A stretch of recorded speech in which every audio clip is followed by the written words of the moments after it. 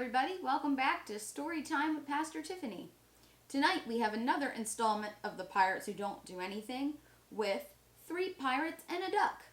This is a lesson in sharing.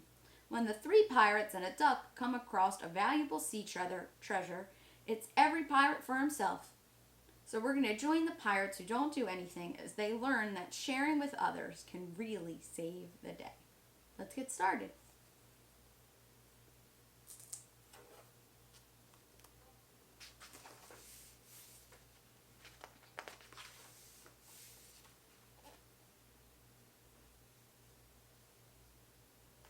Ahoy there, matey! Let me tickle your ears with a strange and delicious tale about the pirates who don't do anything.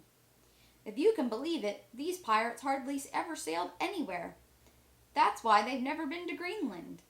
They've never buried treasure in St. Louis or St. Paul, and they've never been to Boston in the fall. We are the pirates who don't do anything. Usually lie around all day watching reruns on TV and eating twisted cheese curls. But not today. Is our ship moving? Asked Pa Grape, the pirate captain. Yes, I think it is, said Mr. Lunt. Didn't you tie our ship to the dock last night? Asked Larry the cucumber. Did I do what? Asked Larry. Did you tie our ship to the dock? Repeated Mr. Lunt. Oops, said Larry. I thought you asked me to tie the ship to the duck. Quack. That's duck talk for this rope is itchy.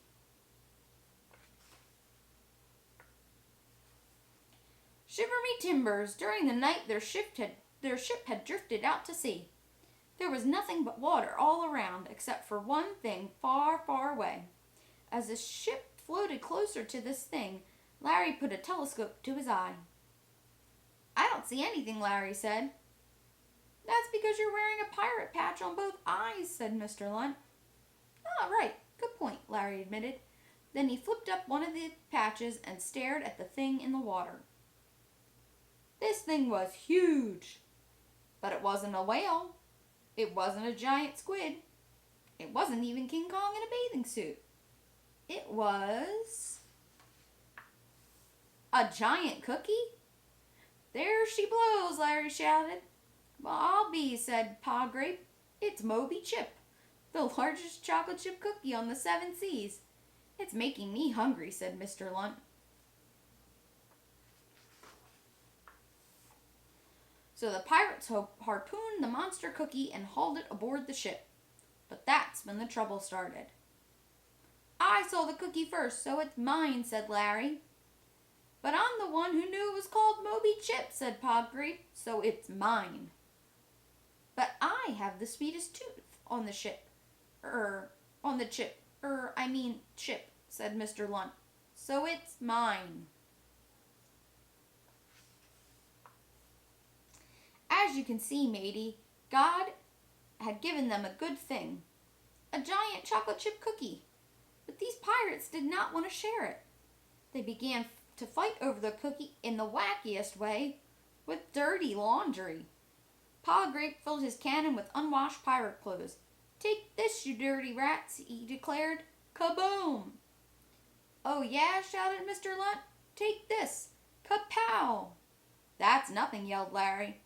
I'll get you. Larry closed his eyes and waited for the cannon to fire dirty clothes, but the duck turned it around on him and kablooey! Arr!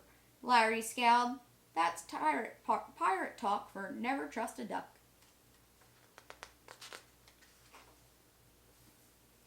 The fighting went on and on. Socks, shirts, and eye patches were flying everywhere. Finally, Pa Grape shouted, I am king of the cookie, and he planted his flag in the center of the giant cookie. Hey, wait, Captain, said Mr. Lunt. Am I seeing things, or is our ship filling with water? Mr. Lunt was right. The giant cookie was so heavy that it was sinking their ship. Arr! What do we do? What do we do? Larry shouted, running around in circles until he crashed into the main mast. There's one thing we can do, said Pa Grape. The others turned and looked him in the eye. Even the duck. "We must share the cookie." So the pirates who don't do anything actually did something. They shared a good thing from God. Together they began to gobble up the chocolate chip cookie, making it smaller and lighter. The amazing thing is, the more the three pirates and the duck shared the cookie, the happier they felt. And it wasn't just because the cookie was so tasty. They also became much better friends. After all, when you share, you make friends. But their troubles were far from over. "Arr," growled Pa Grape, "we can't eat the cookie fast enough. The ship is still sinking." "Should we jump ship?" said Mr. Lunt. "I thought the captain was supposed to go down with the chip," Larry added, looking at Pa Grape. While the pirates tried to figure out what to do, another ship suddenly sailed alongside them.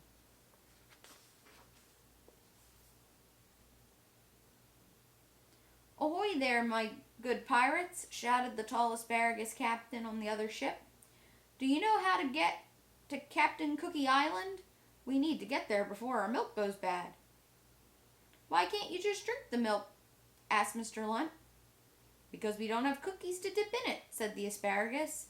"And everyone knows that Captain Cookie Island has the best cookies in the world." Mr. Lunt looked at Pa Grape, who looked at Larry, who looked at the duck, who just quacked. "This is your day," declared Pa Grape. "We have the biggest cookie in the world. Moby Chip, we'll share it with you." The asparagus eyes grew wide when he spotted the huge cookie. "If you're going to share your cookie, then we'll share our milk," he said. "Prepare to be boarded." So the asparagus and his sailors swarmed onto the ship, the pirate's ship. As everyone shared, the cookie got smaller and the ship was saved. The pirates were also happy because they had made new friends. "Yo ho ho and a carton of milk," Larry shouted. He dipped a piece of the cookie in milk and handed it to the duck. "Quack." That is duck talk for thanks for sharing. The pirates who don't do anything still have never been to Greenland, still have never buried treasure in St. Louis or St. Paul, and still have never been to Boston in the fall.